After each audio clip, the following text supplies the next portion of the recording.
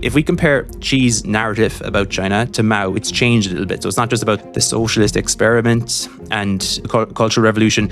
It's more about China in the world, Chinese nationalism. Could you talk about how the narrative is changing there and how collective memory can be used to shape that? Yeah, one of the remarkable things about humans, we are the only primates that can form groups of more than a few hundred individuals.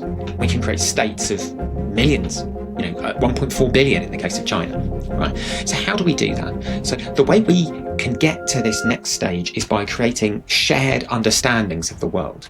So China was in a civil war, essentially, from not long after the last empire ended Qing Empire ended in 1912 through to 1949 when the Chinese took over, the Chinese Communist Party took over and it became the People's Republic of China.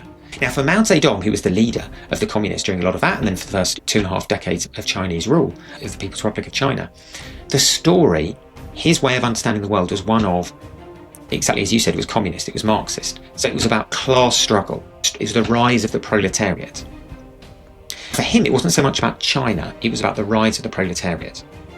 For that reason, the Chinese nationalist troops, right, under the chap called Chiang Kai-shek, who did most of the fighting against the communists, did do some fighting in World War II, right, the Chinese communists, but most of the hard fighting against the Japanese was done by the nationalists. They were sort of written out of China's World War II story. But what Xi Jinping has done is he's changed the story from one of a Marxist story of the rise of the proletariat to one of China's victorious war against Japan. It changes the memory, brings in the nationalists who fought very bravely for a long period of time. They fought for 8 years in World War II, the nationalists were never beaten. Quite a remarkable story.